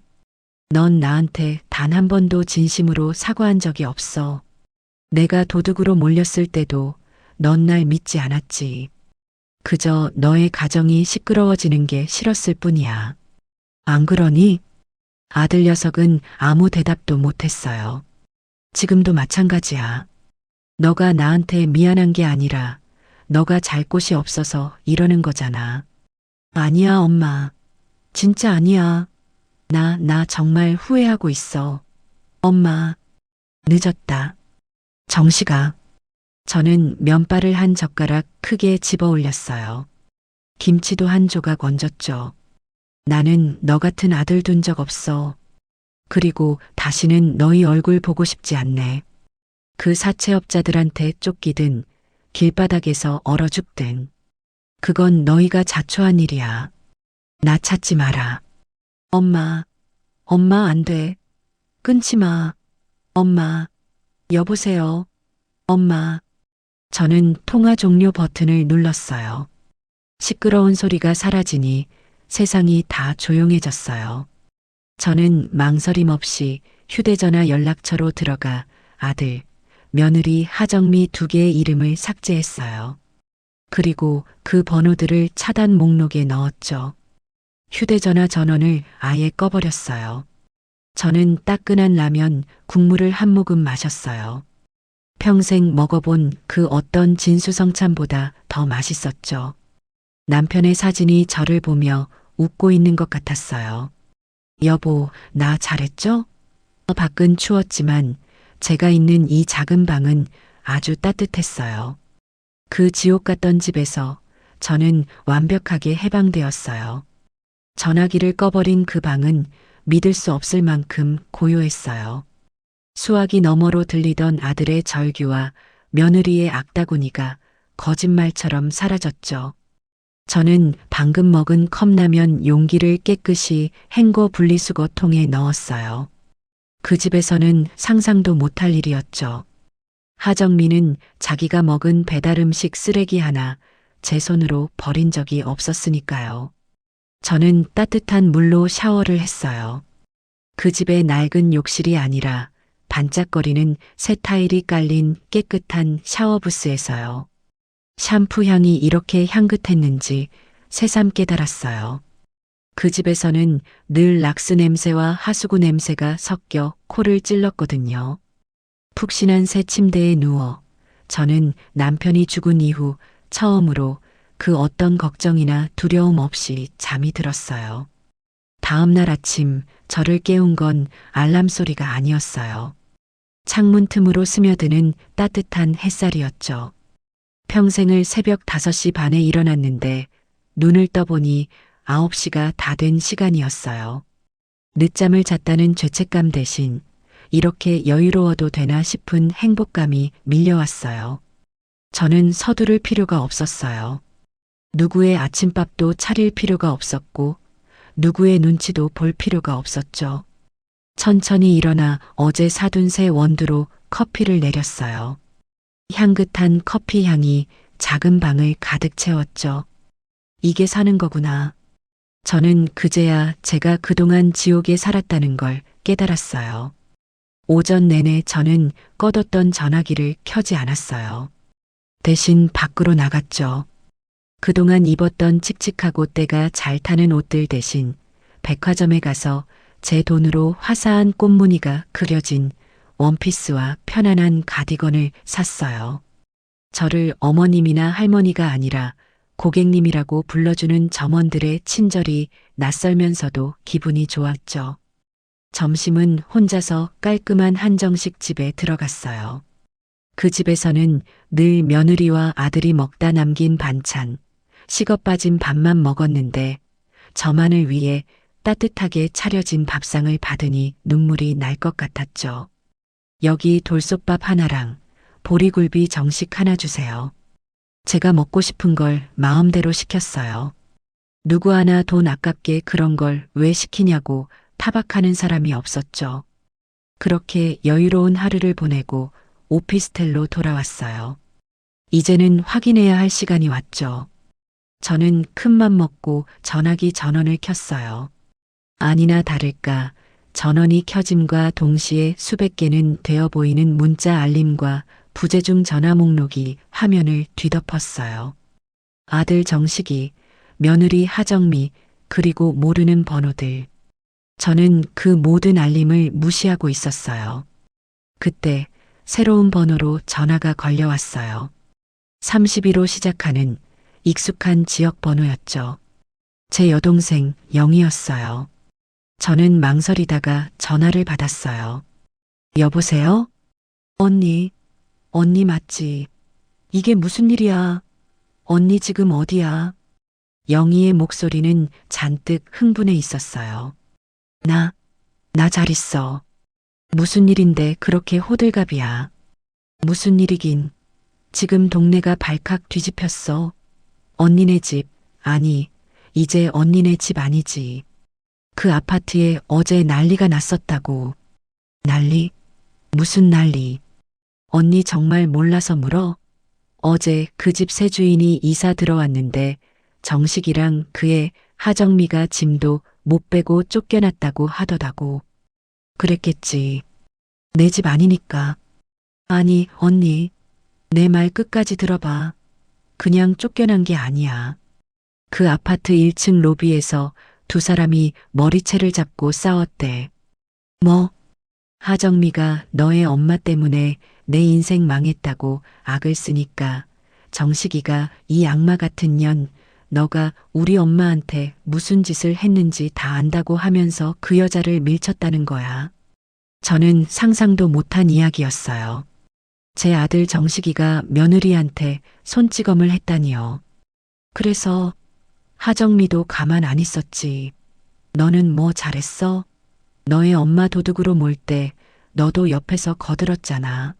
하면서 정식이 뺨을 때리고 아주 그냥 개싸움이었대. 주민들이 다 나와서 구경하고 어떤 사람은 동영상도 찍었다고 하더라고. 저는 조용히 커피만 한 모금 마셨어요. 근데 언니, 그게 끝이 아니야. 또 뭐가 있는데. 그때 막 무섭게 생긴 아저씨들이 봉고차에서 우르르 내리더래. 무섭게 생긴 아저씨들? 응. 하정미가 그걸 보더니 기겁하면서 도망가려고 했는데 그 아저씨들이 하정미 머리채를 잡았다는 거야. 하정미 씨, 돈 갚아야지. 어디가? 하면서 그 사채업자들이었어요. 제가 집을 판 것을 어떻게 알았는지 아니면 원래 어제가 갚기로 한 날이었는지 귀신같이 알고 찾아온 거였죠. 정식이가 그 사람들한테 이거 놓으라고 당신들 누구냐고 소리치니까 그 아저씨들이 너는 이 여자 남편이냐? 너도 같이 갚아. 하면서 정식이 멱살까지 잡았대. 완전 난장판이었지. 결국 새 주인이 경찰 불렀잖아. 경찰까지? 그래. 경찰 와서 그 사람들 다 말리고 정식이랑 하정미는 경찰차 타고 파출소까지 갔다고 하더라고. 짐은 이삿짐 센터 사람들이 그냥 로비 밖에 다 내놨는데 그것도 그 빚쟁이들이 이거라도 가져가야겠다면서 명품 가방이고 뭐고 다 뒤져서 차에 싣고 가버렸대. 민준이는? 손주는 옆에서 자지러지게 울고 있고 저는 눈을 감았어요. 그림이 그려졌죠. 아파트 주민들 앞에서 망신이란 망신은 다 당하고 빚쟁이들한테 멱살까지 잡히고 결국 경찰서까지 끌려간 아들과 며느리. 그래서 걔들 어떻게 됐대? 나도 몰라. 파출소에서 조사는 받고 풀려났겠지만 당장 갈 데가 있겠어? 정식이도 핸드폰 붙들고 엄마 하면서 울기만 하더래. 언니. 근데 언니가 판 집 판 돈은 괜찮아? 걔들이 언니 통장 알면. 걱정 마라. 내가 그럴 줄 알고 다 손 써놨어. 영희야. 응, 언니. 너 혹시라도 정식이한테서 연락 와도 절대 나 있는 곳 말하면 안 된다. 나한테 그런 아들, 그런 며느리 없어. 언니 그래도 정식이가 내 말 못 들었어? 한 번만 더 정식이 편드는 소리 하면 너랑도 인연 끊을 거야. 알겠니? 제 단호한 목소리에 영희가 기가 죽었는지 알았어. 언니. 알았어. 몸 조심해. 하고는 전화를 끊었어요. 저는 영희의 번호도 차단했어요. 혹시라도 아들 녀석의 닥달에 못 이겨 제 소식을 전할까 봐요. 저는 완벽하게 혼자가 되었어요. 그리고 그 사실이 눈물 나게 행복했어요. 그 후로 며칠간은 정말 평화로웠어요. 저는 제 새 보금자리에서 저만의 시간을 보냈죠. 아침에 일어나 커피를 마시고 동네 도서관에 가서 평생 읽고 싶었던 소설책들을 빌려다 읽었어요. 저녁에는 맛있는 걸 해먹고 텔레비전을 보다가 스르르 잠이 들었죠. 저를 괴롭히는 사람은 아무도 없었어요. 이제 제 미래를 계획해야 했어요. 저는 집을 판 돈이 들어있는 주 통장을 해지하고 여러 은행에 나눠서 안전하게 예치했어요. 그리고 그 돈의 일부로 제 평생의 꿈이었던 작은 가게를 하나 얻기로 마음먹었죠. 저는 부동산을 통해 조용한 주택가 골목에 있는 작은 상가를 알아보기 시작했어요. 사장님, 저는 큰 거 필요 없어요. 그냥 테이블 4대 놓고 제가 좋아하는 커피랑 쌍화차 같은 거 끓여 팔 수 있는 작은 공간이면 돼요. 아이고, 사모님. 요즘 그런 가게 찾으시는 분들 많아요. 마침 작고 예쁜 가게가 하나 나왔는데 한번 보시겠어요? 그렇게 며칠 동안 발품을 팔았어요. 그러던 어느 날이었죠. 은행에 들러서 통장 정리를 마저 하고 나오는데 기분이 이상했어요. 누군가가 저를 따라오는 것 같은 느낌이었죠. 설마. 저는 애써 고개를 저으며 발걸음을 재촉했어요. 하지만 그 시선은 집요하게 저를 따라붙었어요. 저는 두려운 마음에 오피스텔 1층에 도착하자마자 경비 아저씨에게 누가 저를 따라오는 것 같다고 말하려던 참이었죠. 그때였어요. 엄마. 제 등 뒤에서 지옥에서나 들을 법한 그 목소리가 들렸어요. 아들, 고정식이었어요. 저는 그 자리에 얼어붙었어요. 뒤를 돌아보자 며칠 사이에 완전히 다른 사람이 되어버린 정식이가 서 있었죠. 면도도 못해서 수염은 덥수룩하고 며칠은 못 감은 듯한 머리는 떡이 져 있었어요. 값비싼 양복만 입던 녀석이 어디서 주워 입었는지 후줄근한 점퍼 차림이었죠. 눈은 퀭하니 들어가서 핏발이 서 있었어요. 엄마 맞지? 엄마, 나야, 정식이야. 정식이가 저를 향해 달려오려고 했어요. 저는 저도 모르게 뒷걸음질 쳤죠. 오지 마. 너가 여길 어떻게. 엄마. 내가 며칠 동안 엄마 찾으려고 은행 앞에서 매일 기다렸어. 엄마가 이 근처 은행 오실 것 같아서.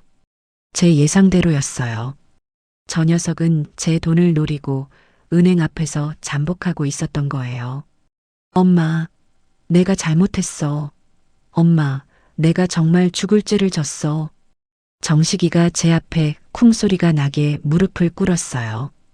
오피스텔 로비를 지나가던 사람들이 무슨 일인가 싶어 저희를 쳐다봤죠. 엄마, 제발 나 좀 용서해줘. 응? 내가 그년 말만 듣고 엄마를 그렇게 해. 녀석이 바닥에 머리를 찌우며 울기 시작했어요. 일어나. 남들 보잖아. 아니, 엄마. 나 용서해주기 전까지 안 일어나? 못 일어나? 엄마, 나 정말 죽을 것 같아. 엄마 없으니까 나 아무것도 못하겠어. 그래서 그 빚쟁이 며느리는 어쩌고. 도망갔어. 도망가? 응. 그날 경찰서에서 풀려나자마자 나한테 이혼 서류 던지고 도망갔어. 사채업자들이 정미 친정까지 다 뒤집어 놨나 봐. 정미 부모님도 너 같은 딸 둔 적 없다고 다 도망갔어. 나 이혼했어, 엄마. 그 악마 같은 년이랑 끝났다고. 정식이는 마치 자기가 큰일이라도 해낸 것처럼 소리쳤어요. 그래서 나한테 뭘 바라는 거니? 이혼 축하라도 해줄까? 엄마 제발 나 지금 갈 데가 없어. 그날 쫓겨나고 찜질방이랑 여관 전전하고 있어. 돈도 다 떨어졌어. 회사에서도 며칠 못 나갔더니 잘렸어. 정식이가 제 바짓가랑이를 붙잡고 애원했어요.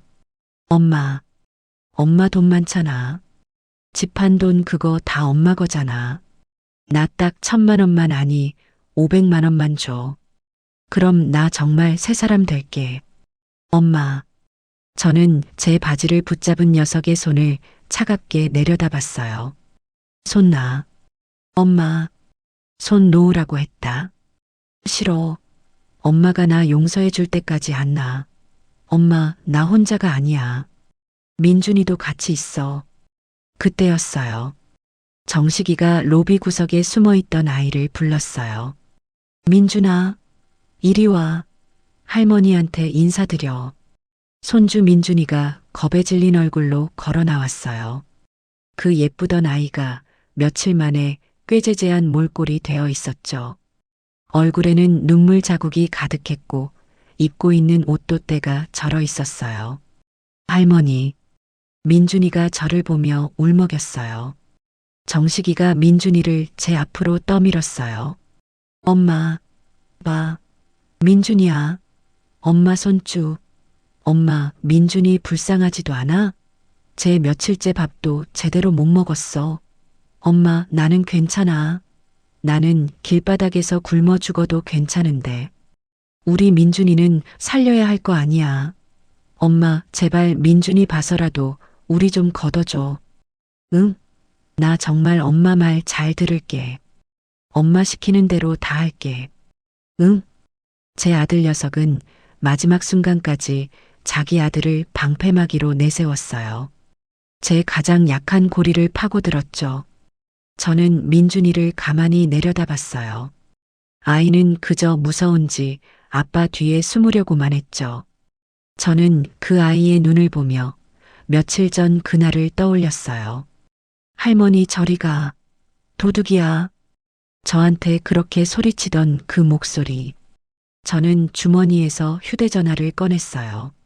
정식이가 제발 돈이라도 보내주려는 줄 알았는지 기대에 찬 눈으로 저를 쳐다봤죠. 저는 휴대전화로 1층 경비실 번호를 눌렀어요. 경비 아저씨, 저 805호인데요. 네, 사모님. 무슨 일이십니까? 지금 제 아들이라고 주장하는 웬 남자가 제 아들 아니에요. 웬 남자가 어린애까지 데리고 와서 로비에서 저를 괴롭히고 있어요. 돈 달라고 협박하고 있어요. 당장 이 사람들 좀 끌어내 주세요. 네, 네, 알겠습니다. 당장 가겠습니다. 정식이가 제 말을 듣고는 얼굴이 하얗게 질렸어요. 엄마, 지금 뭐라고? 내가 아들이 아니라니. 엄마, 어떻게 나한테 이래? 너는 그날 너의 마누라 편들면서 나를 도둑으로 몰았던 그날 이미 내 아들 아니었어. 엄마, 그리고 정식아. 저는 녀석을 똑바로 쳐다봤어요. 너가 민준이를 저렇게 만든 거야.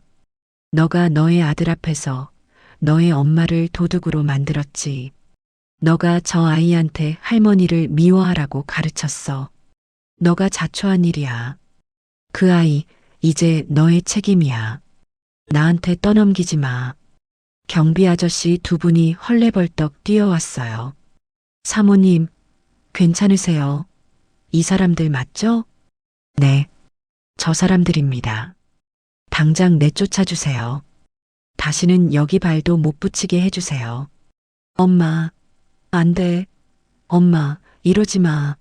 엄마, 내가 잘못했어. 엄마. 정식이가 경비 아저씨들에게 붙들려 끌려나가면서도 저한테 발악을 했어요. 엄마, 나한테 어떻게 이래. 내가 엄마 아들이잖아. 엄마. 민준이는 그 옆에서 아빠, 아빠 하고 울부짖었죠. 저는 그 지옥 같은 광경을 쳐다보지도 않고 엘리베이터 버튼을 눌렀어요. 문이 열리고 저는 엘리베이터에 올라탔죠. 문이 닫히는 순간까지 정식이의 저주 섞인 고함 소리가 들려왔어요. 김영순, 너도 똑같이 당할 거야. 두고 봐. 이 나쁜 년. 제 아들 입에서 저를 향해 나온 마지막 말이었어요. 엘리베이터 문이 닫히고 저는 8층 버튼을 눌렀어요. 눈물이 나오지 않았어요. 그저 아주 오랫동안 앓던 이가 빠진 것처럼 시원하고도 씁쓸한 기분이었죠. 그날 밤 저는 잠을 설쳤어요. 물론 그 녀석이 불쌍해서는 아니었어요. 또 찾아오면 어떡하지 하는 불안감 때문이었죠. 다음 날 저는 부동산 사장님께 전화를 걸었어요. 사장님, 저 아무래도 안 되겠어요. 제가 지금 사는 이 오피스텔 혹시 단기로 내놓을 수 있을까요? 네. 사모님, 무슨 일 있으세요? 거기 입주하신 지 일주일도 안 됐잖아요. 사정이 좀 생겼어요. 저는 아예 다른 동네로 가고 싶어요. 아무도 저를 모르는 곳으로요. 일은 생각보다 빨리 진행됐어요. 제 오피스텔은 워낙 조건이 좋아서 바로 다음 세입자가 구해졌죠. 저는 그 길로 짐을 쌌어요. 라고 해봤자 낡은 가방 하나가 전부였지만요. 저는 아예 서울을 떠나기로 마음먹었어요.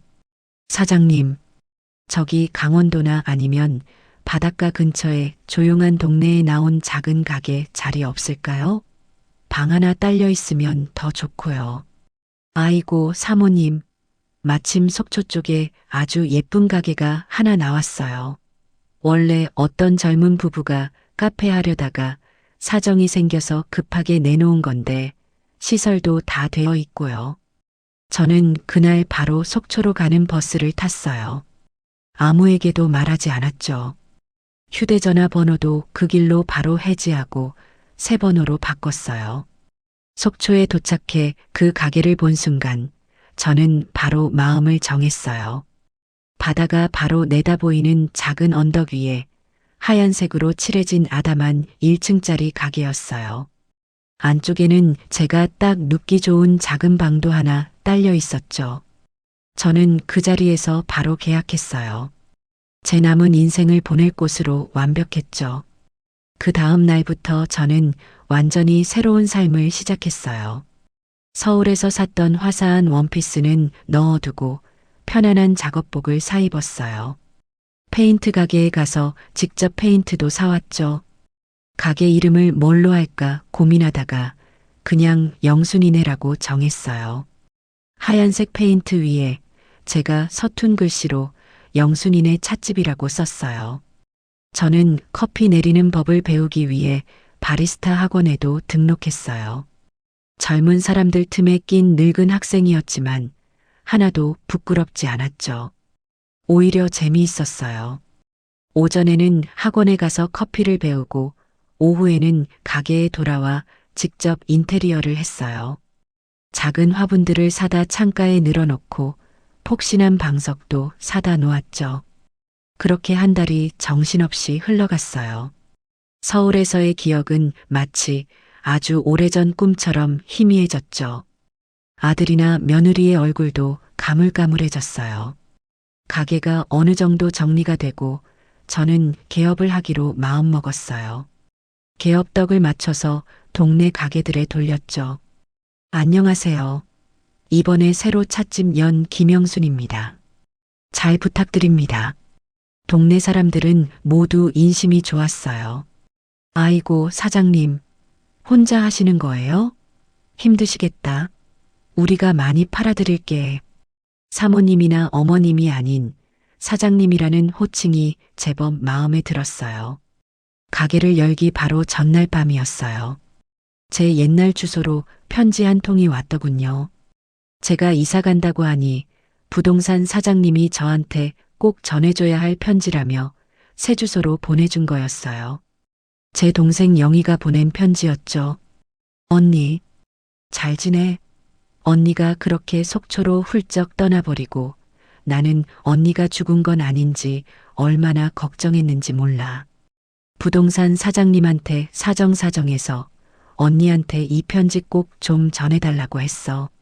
언니한테 정식이 소식 전하지 말라고 했는데 그래도 이건 언니가 알아야 할 것 같아서. 정식이 걔 그날 언니 오피스텔에서 쫓겨나고 나서 정말 갈 데가 없었나 봐.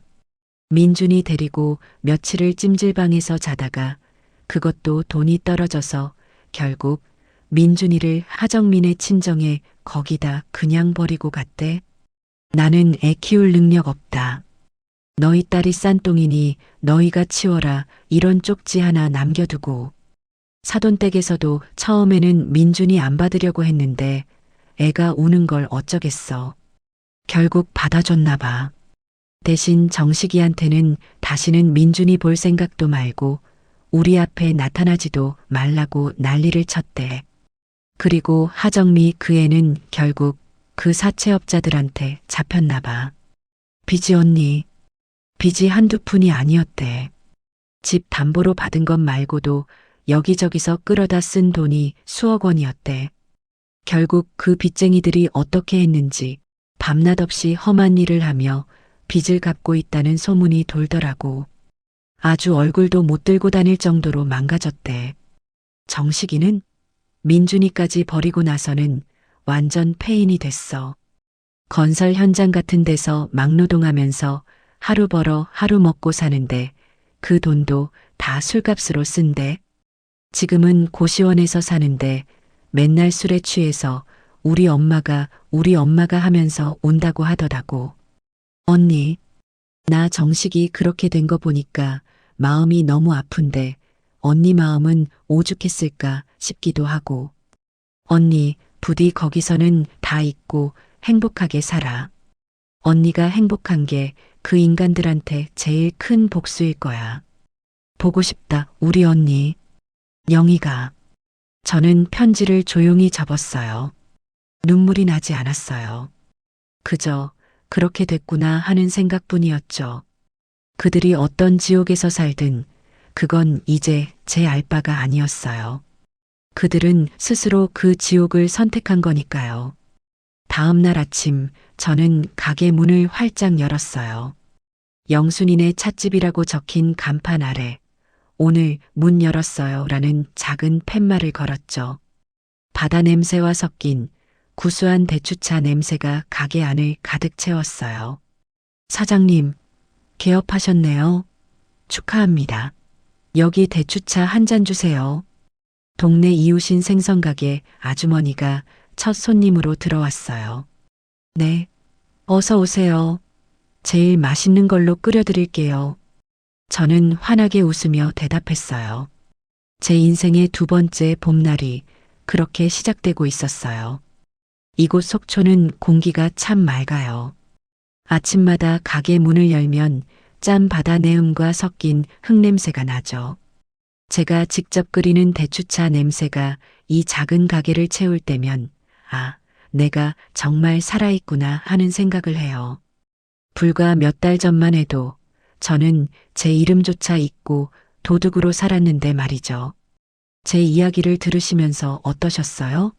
어떤 분들은 속 시원하다고 하실 테고 또 어떤 분들은 아무리 그래도 자식인데 손주인데 너무 매정했다고 하실지도 모르겠네요. 네, 맞아요. 저도 제가 그렇게까지 독한 사람인 줄 몰랐어요. 평생을, 정말 평생을 남편 없이 자식 하나만 바라보고 살았어요.